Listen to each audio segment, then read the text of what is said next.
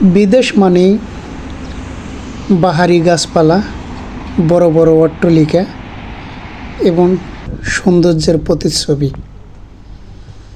বিদেশ মানেই প্রবাসীদের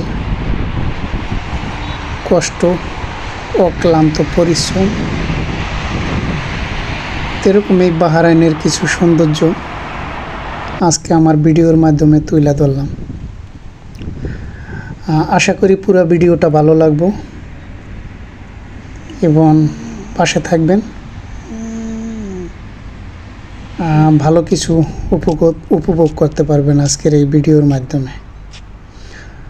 তো এটা একটা হাইলাইট আমার ভিডিওর, আসলে কী কী জিনিস আছে আপনাদের দেখাবো। তো সেটাই,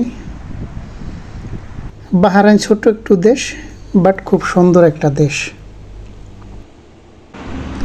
আসসালামু আলাইকুম প্রিয় ভাই ও বোনেরা, সকলকে সুস্বাগতম দেলোয়ার লাইফস্টাইলে বাহরাইন থেকে।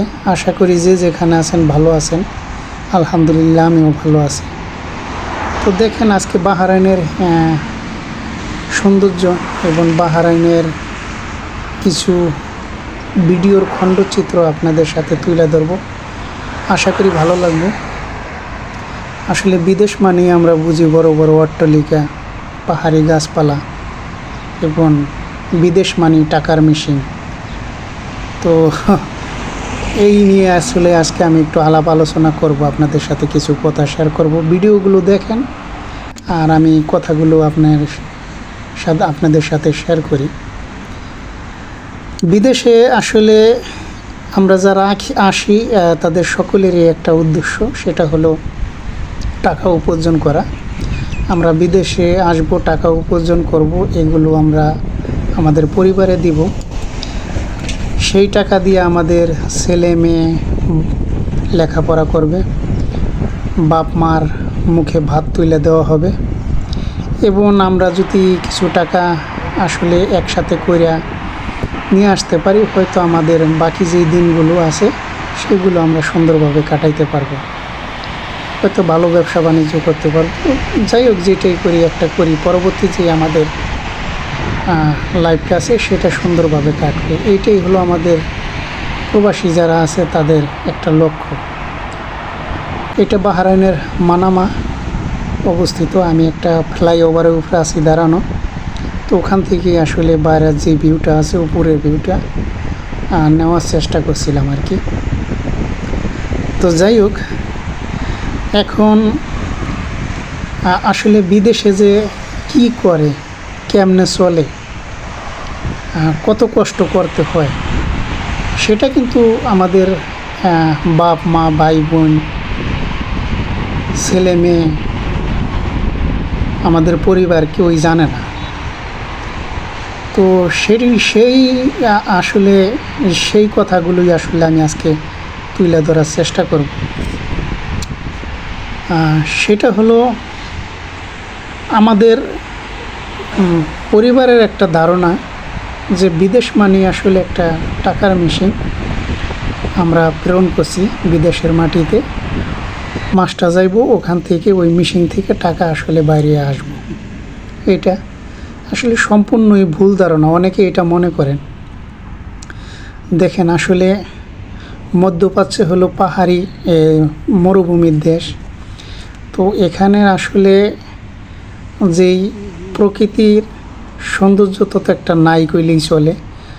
তো তারা মানে সৌন্দর্য তৈরি করার চেষ্টা করে। ইট পাথরের ভিতর কি করব।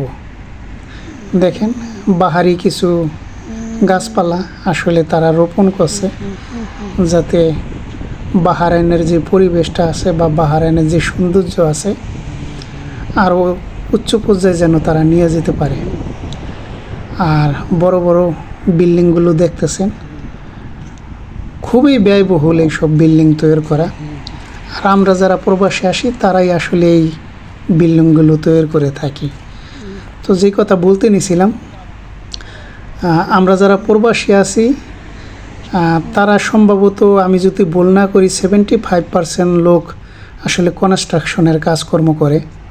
আর বাকি 25% হয়তো দোকান ঠোকান, অফিসে বা অন্য ধরনের কাজকর্ম করে থাকেন। তো কী যে একটা কনস্ট্রাকশনে যারা কাজ করেন তাদের কী যে একটা কষ্ট, এটা আসলে প্রবাসে যারা আছে তারাই জানে, দেশের কেউই কিন্তু আসলে জানে না বা দেখে না। একটা প্রবাসীর আসলে অনেক চাপ থাকে প্রবাসীর উপর, যেমন তার ফ্যামিলিগত চাপ, পরিবারের চাপ, আত্মীয় স্বজনের, তারপরে ঋণ, তারপরে ভবিষ্যতে কেমনে কী করব না করব সেই, তারপরে যেখানে কাজকর্ম করে ওখানে কাজের একটা প্রেশার আছে, তারপরে নিজের খাবার দাবার আনুষাঙ্গিক আরও কিছু বিষয় আছে। তো এগুলো আসলে যারা প্রবাসে আছে তারাই জানে। যারা কনস্ট্রাকশনের কাজ করে তারা মনে করেন রাত 4টা বাজে, মধ্যপ্রাচ্যে যে কটা দেশ আছে সব দেশের একই সিস্টেম অলমোস্ট। তারা রাত 4টা বাজে ওঠে, উইটা মুখ হাত ধুইয়া তারপরে কাপড় চোপড় পরে তারপরে কাজে যায়। কাজে যাওয়ার পরে অনেকে খাবার নিয়ে যায় রুমে বানাইয়া, অনেকে হয়তো সাইডে থেকে কেনে। আমরা যেমন সকালে বাড়িতে ব্রেকফাস্ট করি বা দুপুরে লাঞ্চ করি, আসলে লাঞ্চ ব্রেকফাস্ট এটা তো বইলে আর কী হইব, এগুলো তো প্রবাসীরা চোখে দেখে না, বাহারি খাবার দাবার। সকালে অনেকে এটার এই দেশে খবুজ কয়, যেটা আমরা দেশে রুটি কই আর কি, রুটি তারপরে পরাটা, এখানে চা পাতি কয়।